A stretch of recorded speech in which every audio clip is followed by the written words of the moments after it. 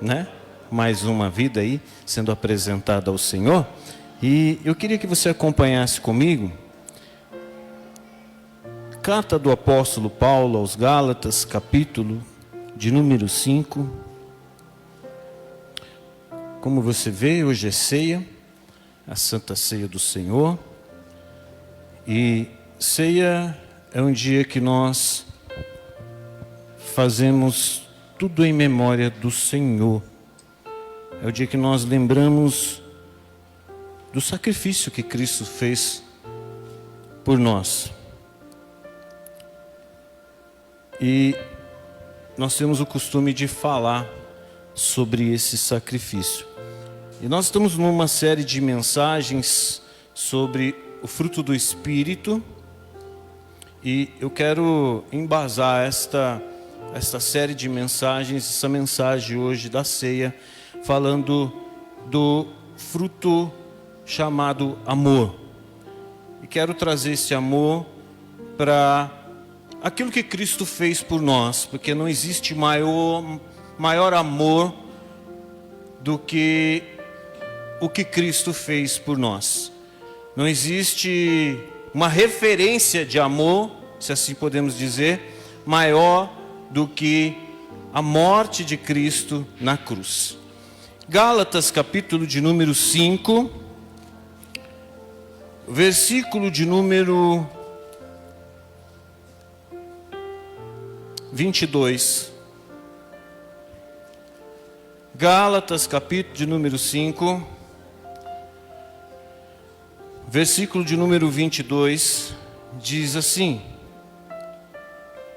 mas o fruto do Espírito é amor, gozo, paz, longanimidade, benignidade, bondade, fé, mansidão, temperança. Contra essas coisas não há lei. E os que são de Cristo crucificaram a carne com suas paixões e concupiscências. Se vivemos em Cristo, andemos também em espírito. Amém? Agora abra comigo em João, Evangelho de Jesus segundo escreveu João,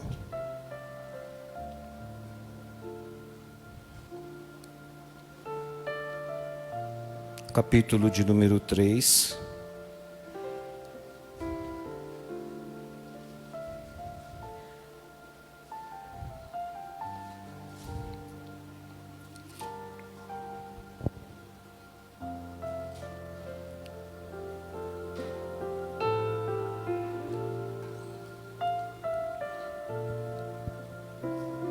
Versículo de número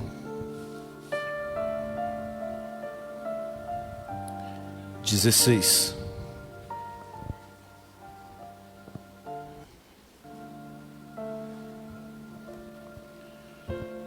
Diz assim: porque Deus amou o mundo de tal maneira que deu seu Filho unigênito, para que todo aquele que nele crê não pereça, mas tenha vida eterna. Porque Deus enviou o seu Filho ao mundo não para que condenasse o mundo, mas para que o mundo fosse salvo por ele. Se você puder, feche seus olhos, coloque a mão no seu coração. Vamos orar. Pai, nós queremos te agradecer pela oportunidade de estarmos mais uma vez na sua casa, para celebrar essa última ceia do ano.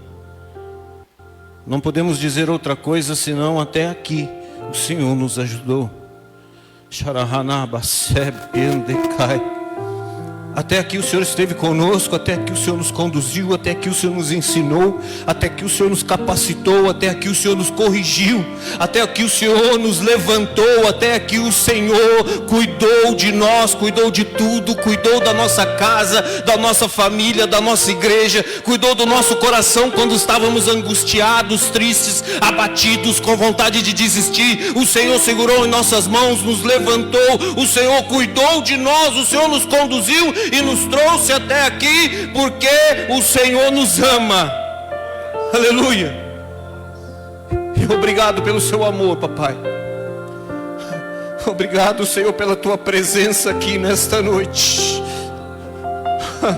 Obrigado, Senhor, porque eu sei que grandes coisas o Senhor fará ainda, Pai, este ano, na minha vida, na vida dos seus filhos, na vida desta igreja, Senhor.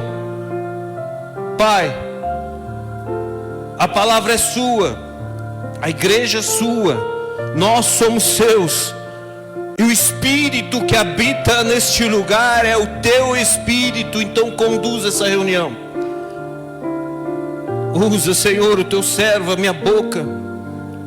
De mim nada tenho a oferecer a não ser o que o Senhor fez em minha vida. Mas a tua palavra cura, liberta, restaura, transforma. E nós estamos aqui por ela. Fala conosco. É o que nós pedimos. Em nome de Jesus. Amém. Amém, queridos. Amém. Você pode colocar sua Bíblia no colo, levantar sua mão mais alto que você puder. Olha para o alto. Agradece o Senhor e dá a maior salva de palma, a melhor, a mais bonita. Mistura com glória, com aleluia. Diga obrigado, Jesus.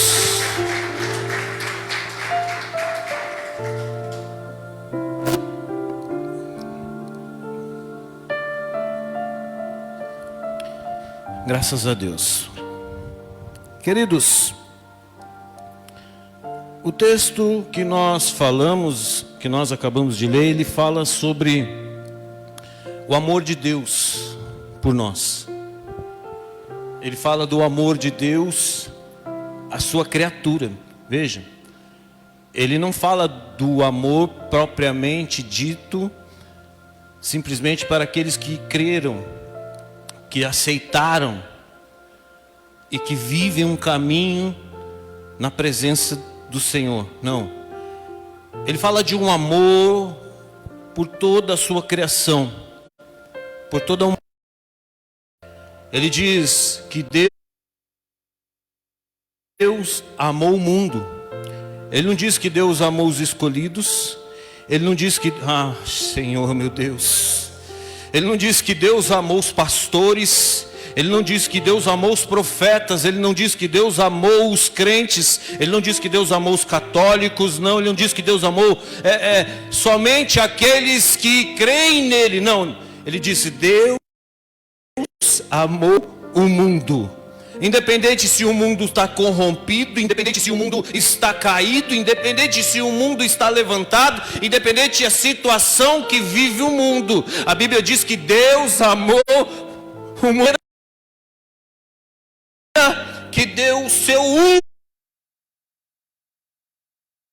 único filho, para que todo aquele que nele crê não pereça, mas tenha vida eterna. Presta atenção. O sacrifício de Cristo não foi só por mim, por você. O sacrifício de Cristo foi por todos. O problema é que nem todos aceitam ou creem nesse sacrifício, porque ele continua dizendo que Deus amou o mundo de tal maneira que deu o seu filho, mas é para que todo aquele que nele crê não pereça e tenha vida eterna. Presta atenção. É importante entendermos que o Espírito ao qual nós estamos dizendo aqui, falando esta noite, que às vezes não é muito falado. Falamos do Pai, falamos do Filho, e às vezes não falamos do Espírito. Oramos a Deus no nome de Jesus, mas esquecemos que quem habita em nosso meio é o Espírito. Mas é importante entendermos que o Espírito de Deus, ele só pode habitar na terra, habitar em mim, habitar em você, por conta do sacrifício que Jesus fez nessa terra. A Bíblia vai dizer que Jesus, ele precisou vir, padecer, sofrer, passar por tudo aquilo que nós passamos, ou iremos ainda passar por tudo aquilo que outras pessoas que já viveram nessa terra passaram. Ele precisou passar por tudo isso e vencer tudo isso. Aquilo que eu e você não conseguimos vencer, aquilo que eu e você que nós achamos que vai nos matar, Cristo passou por isso. Ele só passou por conta de uma missão. Qual é a missão? Garantir o direito de salvação a mim e a você. E o Espírito do Senhor, a Bíblia vai dizer que só veio para habitar no homem, o Consolador, a partir do sacrifício que Jesus fez na cruz. Olha, e por meio desse Espírito é que nós podemos fazer a obra, ou viver em comunhão com Cristo. Note que o Espírito, ele não age em você, ele age através de você. Eu não sei se você consegue entender isso, mas eu vou te explicar melhor. Porque se o Espírito Santo habita no pastor Edson, ele vai usar o pastor Edson para abençoar a minha vida. Então é importante entendermos que o Espírito, ele só trabalha através de alguém. Você está entendendo? Consegue entender isso? Veja, eu falei sexta-feira aqui que antes de Jesus, o Espírito, ele agia em alguém.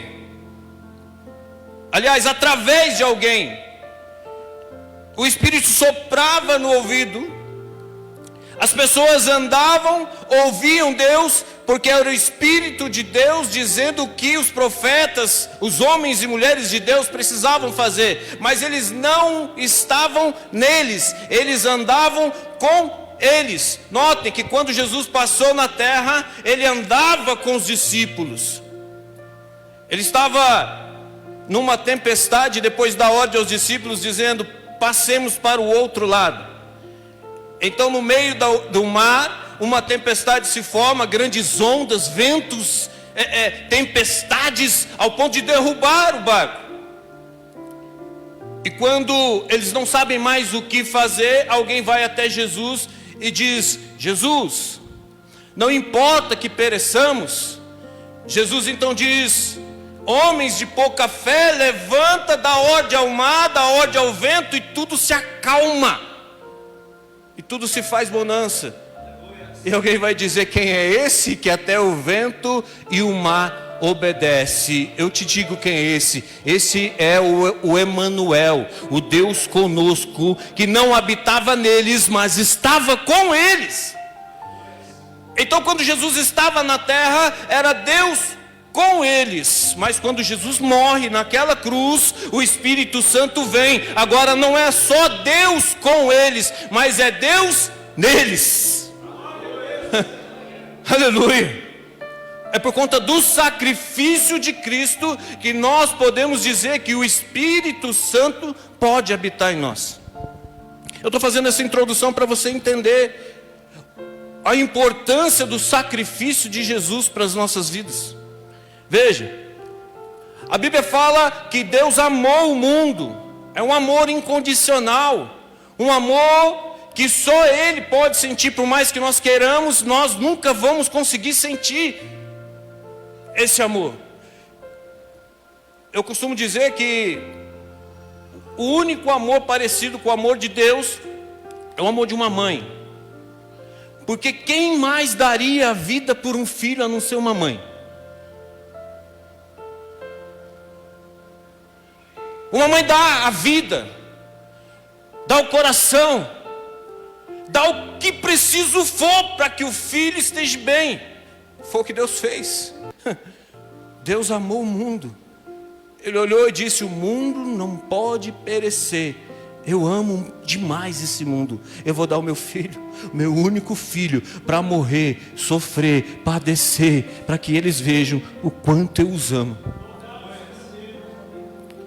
A palavra amor, de acordo com a Bíblia, ela é algo incondicional. A palavra amor, no dicionário da língua portuguesa, ela atribui o amor ao seguinte significado. Escute: O dicionário português vai dizer que o amor é um sentimento que leva a desejar o bem de outro, afeição profunda por alguém ou algo, intensa inclinação de caráter afetivo, simpatia, amizade, zelo, cuidado. Eu vou ler de novo. Será que é isso que Deus sentiu? A língua portuguesa vai dizer que o amor é um sentimento que leva a desejar o bem de outra pessoa. Eu não estou falando aqui do amor que o marido sente para a esposa pelo marido, o pai sente pelo filho, o filho sente para o pai. Não, eu estou falando de um amor que você sente por todos que podem se aproximar de você, independente do que ele te fez, independente do que ele pode te fazer. O amor é um sentimento.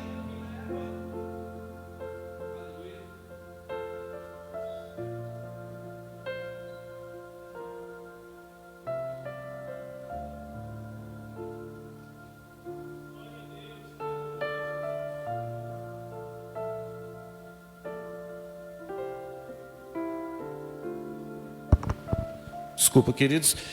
O amor, ele é um sentimento que leva você a desejar o bem para outra pessoa, independente da sua religião, independente da sua cor, independente da sua crença, independente da vida que ela decidiu levar. Isso é amor.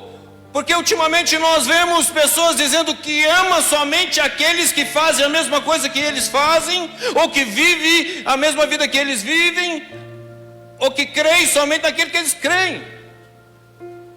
Não, amor é um sentimento que leva a desejar o bem a outro, independente de qualquer coisa. É afeição profunda por alguém ou algo, intensa inclinação de caráter afetivo. Significa simpatia e amizade, zelo, cuidado. Agora presta atenção. A palavra amor, ela aparece escrita na Bíblia 308 vezes. Em toda a Bíblia você vai encontrar versículos, trechos bíblicos com a palavra amor mais de 300 vezes.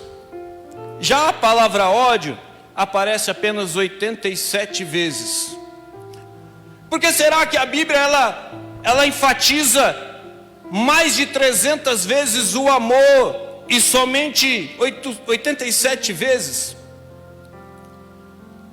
Talvez porque o amor ele precisa ser muito mais importante em nossas vidas do que o ódio. Afinal de contas, foi para isso que Cristo morreu. Ele morreu por amor, para demonstrar o amor. Aliás, a Bíblia vai dizer que nós precisamos ser imitadores de Cristo. E como imitar Cristo se nós não sentimos esse amor? E por que só 87 vezes aparece o ódio? Aliás, alguns vão dizer que o ódio nem deveria aparecer na Bíblia. Deveria sim, porque da mesma forma que a Bíblia enfatiza sobre o amor, ela precisa mostrar o que o ódio pode causar na vida de uma pessoa. Aliás, o mundo só está corrompido, só está sendo destruído, só está dessa forma. Aliás, nós só vivemos essa pandemia, nós só vivemos as destruições, catástrofes por conta do amor? Não, por conta do ódio. Que a criatura de Deus, que teve alguém que morreu numa cruz por amor a ela, sente ódio, ao ponto de fazer bombas, ao ponto de criar uma praga terrível, ao ponto de formar uma epidemia e matar milhares de pessoas. E nessa epidemia, pessoas sem amor se aproveitam da situação para o seu próprio benefício. Pessoas que, ao invés de cuidar dos doentes, enfermos, torcem para que eles morram, para que o dinheiro entre no seu bolso. Me diga se isso é amor ou se isso é ódio. Pastor, talvez seja falta de compaixão. Meu querido, a Bíblia diz que é sim, sim, ou não, não. Se você não ama, você odeia. Ou se você não odeia, você ama. A Bíblia diz que o mundo jaz do maligno. Mas o maligno só pode agir na vida das pessoas por conta do ódio, da falta de amor. E a palavra do Senhor vai dizer, pastor Edson, que nesses últimos tempos o amor de muitos se esfriaria. Presta atenção. Esse amor que Cristo nos mostra, ele é muito mais do que uma religião. Ele é muito mais do que qualquer outro tipo de sacrifício. Aliás, não há sacrifício maior do que o de Cristo. E qualquer outro tipo de sacrifício que nós tentamos fazer, nós tentamos anular o sacrifício que Cristo fez. Então não tem penitência, não tem nada que nós possamos fazer para garantir a graça de Deus, porque graça, se você não sabe, significa favor imerecido. Nada que nós façamos vai ser o suficiente para merecer o seu amor. Aliás, Ele não morreu porque merecíamos, Ele morreu porque Ele nos amou. Ele não morreu porque merecíamos. Porque se Ele olhasse para nós, olhasse para o nosso coração, olhasse para a situação ao qual nós fazemos, pensamos, Ele não faria isso. Aliás, Cristo vai orar no Getsemane. O evangelista Lucas, doutor Lucas, ele enfatiza muito bem isso, que quando Cristo vai orar próximo ao seu sacrifício na cruz, ele chama os seus discípulos para orar no Getsemane, lugar de prensa. E quando ele está orando, ele sente uma agonia profunda. Ele entra em depressão profunda, síndrome do pânico, um ataque terrível na alma, uma vontade de morrer ao ponto de suar gotas de sangue. Ali é o Espírito mostrando para ele tudo aquilo que ele ia passar, tudo aquilo que ele precisaria suportar para que ele garantisse que nós tivéssemos salvação. Então ele vê a cruz, ele vê o chicote, ele vê o sofrimento, ele vê as pessoas o negando, ele vê os pregos cravando em suas mãos, ele vê os seus pés sendo pregados, ele vê o sangue escorrendo. Então ele começa a se entristecer. Por quê? Porque tudo aquilo que ele já tinha passado em 3 anos na terra não mostrava para ele que não valeria a pena. Por quê? Porque ele veio pregar o amor, pregar a salvação, e as pessoas o negavam, o expulsavam, criticavam. Ele soa gotas de sangue, ele quer desistir, ele quer parar. Ele não quer continuar. Por quê, pastor? Como você sabe? Porque está escrito. Ele olha para Deus e diz: Senhor, se possível, afasta de mim esse cálice. Ele está dizendo: é pesado demais, é doído demais, é sofrido demais, eu não estou conseguindo. Mas ele continua e conclui dizendo: mas todavia, não seja feita a minha vontade, mas seja feita a tua vontade, porque eu sei que a sua vontade é feita por amor. Amor, independente se ele me negou, independente se ele desistiu, independente se ele maltratou, independente se ele tem ódio, eu preciso concluir a minha missão.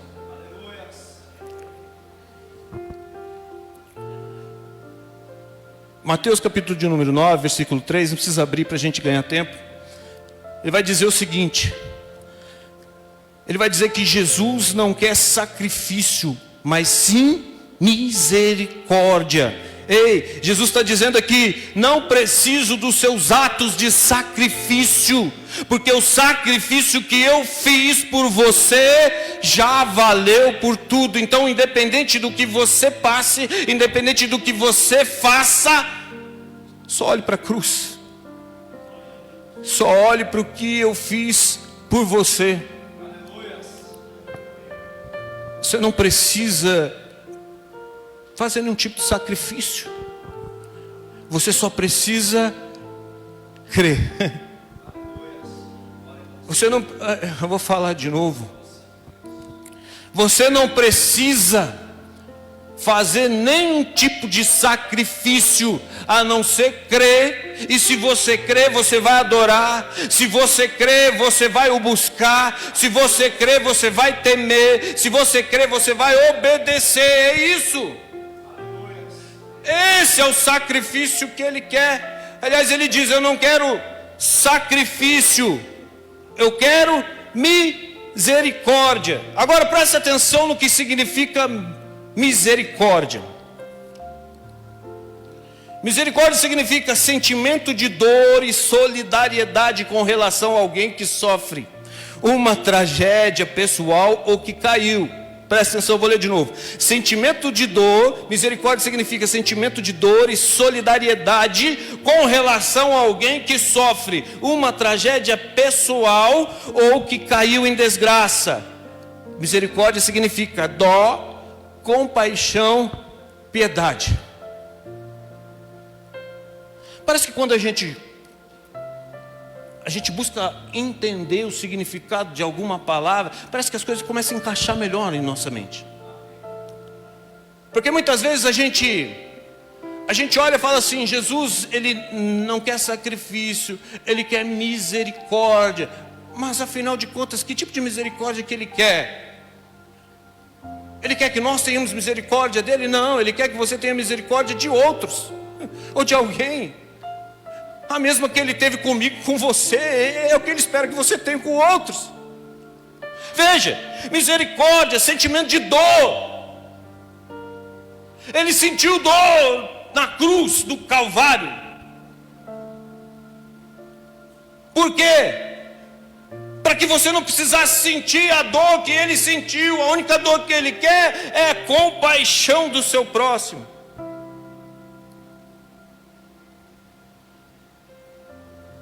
Já parou para pensar que como o mundo poderia ser diferente se o sentimento das pessoas fosse diferente? Porque muitas vezes a gente quer que as pessoas mudem, a gente quer que o mundo mude, mas o que nós estamos fazendo para mudar a nós? E a gente vai dizer: não, eu estou numa luta espiritual, é o inimigo que se levanta contra a minha vida, é o diabo que é isso. Não, irmão, seu maior inimigo não é o diabo, seu maior inimigo é você. Nós lutamos contra nossos próprios sentimentos, nós lutamos contra nossas próprias ações.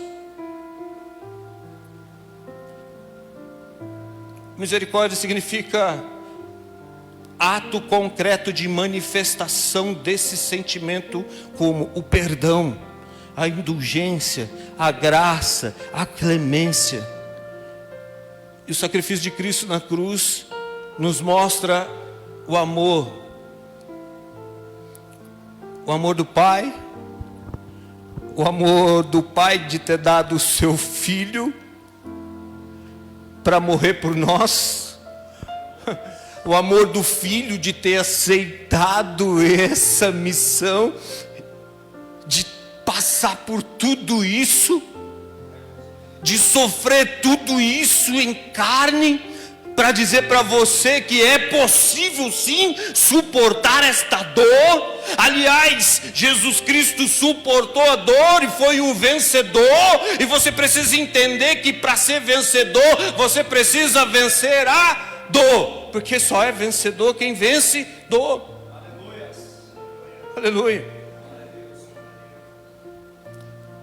Então esse sacrifício mostra o amor do Pai, do Filho e do Espírito Santo, porque a Bíblia diz que Ele sofre com gemidos inexprimíveis quando nós não damos ouvidos a Ele. E por que Ele sofre? Eu vou te dizer, porque Ele sabe tudo que o Pai fez, o sacrifício do Filho, e é por isso que Ele está aqui para habitar em nós. E quando nós não cremos, não acreditamos, não aceitamos, não fazemos tudo para que esse Espírito esteja em nós, nós estamos anulando o sacrifício da cruz. Meu Deus. Escute isso. Eu já estou quase encerrando.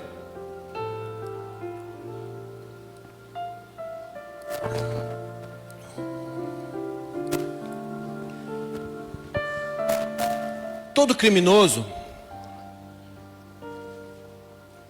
ele tinha um direito. Você sabe que Cristo foi condenado como um criminoso. Todo criminoso tinha um direito. Qual o direito?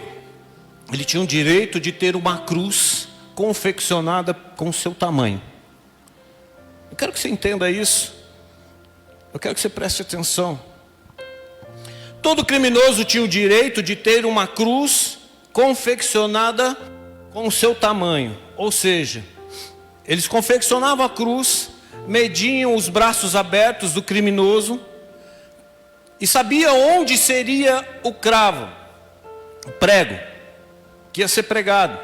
Então, para facilitar, porque a madeira da cruz era uma madeira muito dura, difícil de penetração, então eles furavam a cruz aonde seria pregado. Você está prestando atenção? Olha para cá. A cruz, ela era confeccionada conforme o tamanho do bandido, do criminoso. Então eles pegavam, abriam os braços, marcavam o lugar, tiravam a medida e furavam de acordo com o tamanho do braço daquele criminoso. Agora Cristo, quando foi preso, a intenção não era que ele fosse crucificado. Ele só foi crucificado porque o povo ao qual ele tinha vindo para salvar não o aceitou. Tinha outro criminoso pronto para ser crucificado. Ele já tinha sido condenado, já tinham pegado as medidas dos seus braços. É o Barrabás. Vocês conhecem, vocês já viram, já ouviram falar sobre isso. Então eles chamam Barrabás e Jesus, colocam os dois lado a lado e perguntam a todos aqueles que estão ali, esperando o julgamento. E eles, então o governador diz assim: quem vocês querem que eu solte? Jesus ou Barrabás? Então o povo grita: solte Barrabás, crucifique Jesus. Então ele pergunta de novo: eu acho que eu não entendi. Jesus não fez nada, Jesus é inocente. O próprio governador, ele sabia disso. Aliás, todos sabiam. Ele não tinha culpa, ele não tinha pecado, ele não tinha crime nenhum. Mas aqueles ao qual ele veio para salvar, disse: solte o criminoso, o bandido, o malfeitor, o assassino, solte ele, crucifique Jesus. Então a voz do povo tinha poder. Então eles soltam Barrabás e condenam Jesus à crucificação. O problema é que não dava mais tempo de fazer outra cruz. Não dava mais tempo, porque já era sexta-feira, ele precisava ser crucificado naquele dia. Ele tinha que pegar a cruz, ele tinha que carregar a cruz, ele tinha que subir o monte da caveira, ele tinha que ser pregado naquele dia, porque a Páscoa estava vindo, não podia crucificar ninguém no sábado. Presta atenção. Jesus então, resumindo a história, Jesus então toma sobre si a cruz de Barrabás. Barrabás era maior do que Jesus, alguns centímetros.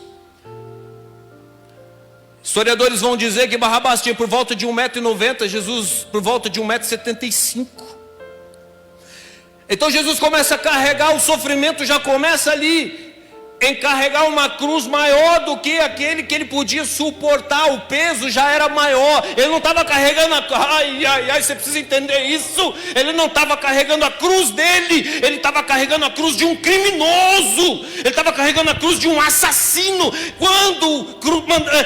Quando disseram solte Barrabás, crucifique Jesus, era o Espírito Santo se movendo naquele momento e dizendo: Jesus, você também precisa ser crucificado, você também precisa salvar esse assassino. Aliás, você precisa dar o direito de salvação para ele. Nós não sabemos qual foi a escolha dele a partir daí, mas ele teve a oportunidade através de Jesus.